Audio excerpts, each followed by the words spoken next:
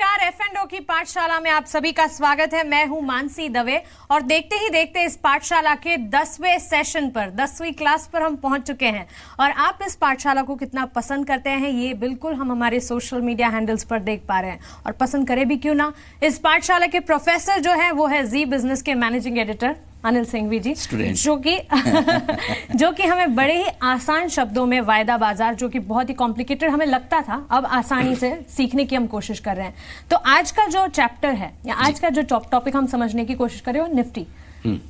Basic से ही शुरुआत करते हैं। निफ्टी क्या है? इंडेक्स है। और बेसिकली इंडेक्स क्या होता है थोड़ा सा वो बता दूं।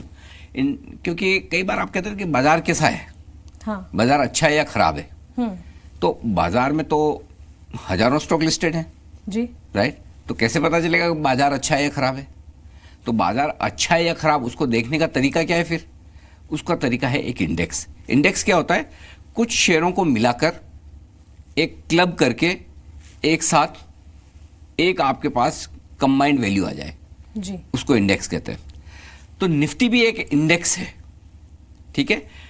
निफ्टी का नाम है निफ्टी 50 जी। आमतौर पर हम 50 छोड़ देते हैं, लेकिन उसका असली नाम निफ्टी 50 है, ठीक है। तो फिर नाम से पता चल जाता है निफ्टी मतलब उन 50 शेयरों का इंडेक्स जो आपको ये बताता है कि ये 50 शेयर ऊपर जा रहे हैं, नीचे जा रहे हैं, सब मिलकर किस तरफ जा रहे हैं। अच्छा, ये निफ्टी है। और निफ्टी एनएसई में लिस्टेड 50 शेयरों का है। और हर एक्सचेंज का अलग अलग इंडेक्स हो सकता है। जैसे कि बीएसई का सेंसेक्स सबसे पुराना और फेमस है, वो 30 शेयरों से बना हुआ है। लेकिन कभी आपने ऐसा थोड़ी सुना सेंसेक्स 30, नहीं ना। हाँ। खाली सेंसेक्स नाम आता है। नेस्डेक 100 है, नेस्डेक में 100 शेयरों का इंडेक्स है।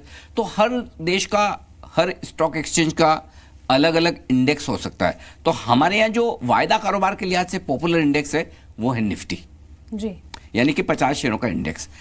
ये सिंपल है, जिसे हम बोलते हैं निफ्टी 50। हाँ। लेकिन यही 50 शेयर्स क्यों? हाँ, ये बड़ा सवाल है कि यही 50 शेयर क्यों। क्योंकि पहली तो ये कि एक्सचेंज ने डिसाइड किया कि हम 50 शेयर रखेंगे। इसमें 50 शेयर से ज्यादा मानसे ना 50 कंपनियों का आपको सोचना चाहिए कि निफ्टी में 50 कंपनियां हैं, हाँ। शेयर नहीं। और वो मैं इसलिए कह रहा हूं, बड़ी इंटरेस्टिंग चीज है, एक्सेप्शन है। एक बार ऐसा भी हुआ है जब निफ्टी में 51 शेयर हो गए। निफ्टी 50 से वो 51 हो गया। हाँ, लेकिन वो निफ्टी 50 ही रहा। क्यों? क्योंकि शेयर 51 थे, कंपनियां 50 ही थी। अब आप कहेंगे ये कैसे? जी। तो टाटा मोटर्स नाम तो सुना है आपने जी। टाटा मोटर्स निफ्टी का हिस्सा थी। टाटा मोटर्स का डीवीआर, वो थोड़ा सा एक टेक्निकल टर्म है, हम कभी आगे और उसको अच्छे से समझाएंगे। लेकिन वो एक और अलग तरह का शेयर जो बाजार में लिस्टेड है, आज भी है। तो टाटा मोटर्स और टाटा मोटर्स डीवीआर दोनों निफ्टी का हिस्सा बन गए और इस वजह से 51। एग्जैक्टली। लेकिन कंपनियां 50, क्योंकि है तो टाटा मोटर्स ही, हाँ। शेयर है 51। अच्छा, तो टाटा के अम्ब्रेला के अंडर एक जो कंपनी है उसे ऐड किया टाटा मोटर्स डीवीआर। लेकिन अब आज की तारीख पे निफ्टी में 50 शेयर हैं जो निफ्टी का हिस्सा है। और ये 50 शेयर मिलकर निफ्टी को बनाते हैं।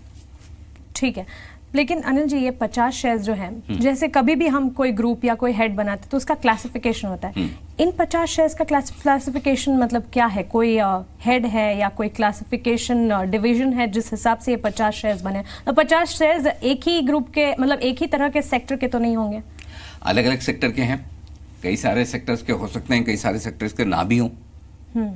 कुछ सेक्टर्स ऐसे हो सकते हैं जिनमें ज़्यादा शेयर हों जिनके, मसलन 6 प्राइवेट सेक्टर बैंक्स हैं, मसलन 3 ऑयल मार्केटिंग कंपनियों के शेयर हैं, मसलन रियल एस्टेट का एक भी शेयर नहीं है।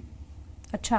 हाँ, जबकि हिंदुस्तान में सबसे ज़्यादा पैसा लोगों ने रियल एस्टेट में लगाया हुआ है। लेकिन कोई भी रियल एस्टेट कंपनी अब इतनी बड़ी नहीं बची जो निफ्टी का हिस्सा हो, है ना। तो ये ज़रूरी नहीं कि हर एक सेक्टर का रिप्रेजेंटेशन हो ही। कुछ सेक्टर हो सकते हैं, कुछ सेक्टर्स के ज़्यादा शेयर हो सकते हैं, कुछ सेक्टर्स के कम शेयर हो सकते हैं। तो ये वक्त वक्त पर बदलते रहते हैं। तो लेकिन हाँ, ये बात पक्की कि एक ही सेक्टर के तो नहीं होंगे। आईटी भी होंगे, मेटल भी होंगे, बैंक्स भी होंगे। अब बैंक्स में प्राइवेट बैंक्स भी होंगे, पीएसयू बैंक्स भी होंगे, ऑयल एंड गैस कंपनियां होंगी, टेलीकॉम कंपनियां होगी, फार्मा कंपनियां होगी। तो अलग अलग सेक्टर की कंपनियां होती है, लेकिन कुल मिलाकर निफ्टी में होती 50 कंपनियां। अब आपका जो एक सवाल है कि ये निफ्टी बनता कैसे है, जी, वो मैं बता दूं।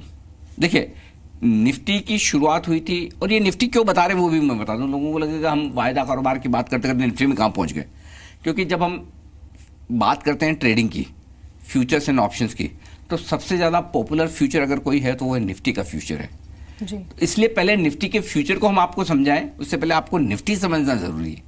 अगर आप निफ्टी समझेंगे ना तो निफ्टी का फ्यूचर आपके बहुत आसानी से समझ में आ जाएगा।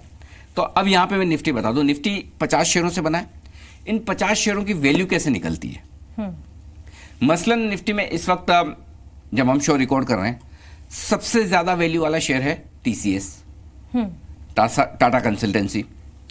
सबसे कम वैल्यू वाला है यूपीएल या डॉक्टर रेड्डीज।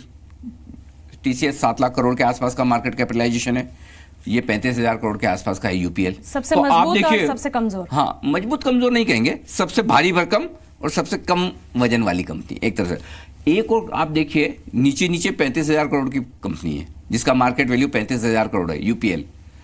दूसरी तरफ उससे 20 गुना बड़ी 7 लाख करोड़ की कंपनी है।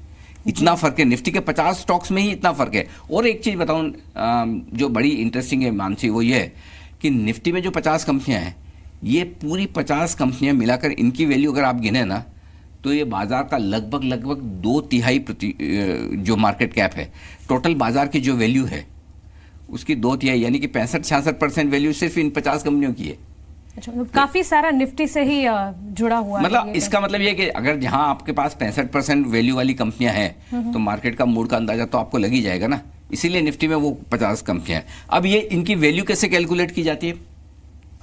तो 50 कंपनियां हैं, हर एक कंपनी की अलग वैल्यू है। जैसे मसलन टीसीएस 7 लाख करोड़ का है और यूपीएल 35,000 करोड़ का, तो हर एक की वैल्यू सेम तो नहीं होगी जी। जिस कंपनी की जितनी वैल्यू है सबकी वैल्यू गिन लो, उस वैल्यू को गिनने के बाद 50 से डिवाइड कर दो। लेकिन इसमें थोड़ा सा कैच है, निफ्टी की जो वैल्यू गिनी जाती है ना, वो गिनी जाती है फ्री फ्लोट के बेसिस पर। थोड़ा मुश्किल है, नहीं, सवाल ही हो गया। सवाल ही हो गया। अब फ्री फ्लोट क्या है? देखिए, अगर कोई एक कंपनी है, उस कंपनी में शेयर होल्डर कौन कौन होते हैं? एक तो प्रमोटर है, हर कंपनी में प्रमोटर तो होता ही है आमतौर पर। कोई एल&टी आईटीसी जैसी छोड़ दे जहां प्रमोटर नहीं है और प्रोफेशनली मैनेज कंपनी है, बट अदरवाइज प्रमोटर होते ही हैं, राइट? तो शेयर होल्डर सबसे बड़े प्रमोटर होते हैं। प्रमोटर के अलावा फिर दूसरे शेयर होल्डर होंगे, जिसमें कोई रिटेल होगा, जिसमें कोई आपका फंड्स होंगे, एफआईज होंगे, बैंक्स होंगे। तो फ्री फ्लोट का मतलब ये है कि जितने प्रमोटर की शेयर होल्डिंग है उसको तो कर दीजिए अलग। कि मतलब कोई सरकारी कंपनी जिसमें 75% हिस्सेदारी सरकार की है, तो उसका फ्री फ्लोट बचा 25%। और वो ऐसा क्यों? क्योंकि आमतौर पर जब निफ्टी का वेटेज कैलकुलेट करते हैं हम कि इस कंपनी का वजन निफ्टी में कितना होना चाहिए, तो जो फ्री फ्लोट है वही गिना जाता है। और ये कॉन्सेप्ट इसलिए है कि हम आमतौर पर ये मानकर चलते हैं कि प्रमोटर अपनी कंपनी का शेयर बेचने नहीं आएगा, और वो शेयर जनरली रोज रोज ट्रेड नहीं होता बाजार में। तो जो शेयर रोज ट्रेड होता है उसके बेसिस पर मार्केट कैपिटलाइजेशन बनाई जाए। ओके, तो प्रमोटर शेयर होल्डिंग को अलग कर दो, और जो बची हुई है उस शेयर होल्डिंग को आप फ्री फ्लोट मानेंगे, और उसके बेसिस पर आप उस कंपनी का मार्केट कैपिटलाइजेशन निकालेंगे। कि हो सकता है इस केस में आईटीसी एल&टी का मार्केट कैपिटलाइजेशन भले ही वैसे कम हो, लेकिन फ्री फ्लोट होने की वजह से बढ़ जाता है। टीसीएस में मार्केट कैपिटलाइजेशन बहुत ज़्यादा हो, लेकिन फिर भी 75% अगर प्रमोटर के पास है तो उतना नहीं होगा, थोड़ा कम होगा। सरकारी कंपनियों में भी ऐसा हो सकता है। तो मार्केट कैपिटलाइजेशन जो निकाला जाता है वो प्रमोटर्स की शेयर होल्डिंग को हटाकर फ्री फ्लोट के बेसिस पर निकाला जाता है। और जो फ्री फ्लोट मार्केट कैप होता है सारी 50 कंपनियों का, उन्हें जोड़ दिया जाता है, और फिर उन्हें आप 50 से डिवाइड करते हैं और इंडेक्स को निकालने की कोशिश करते हैं। एक फॉर्मूला है उसका भी, जो हम आगे बताएंगे।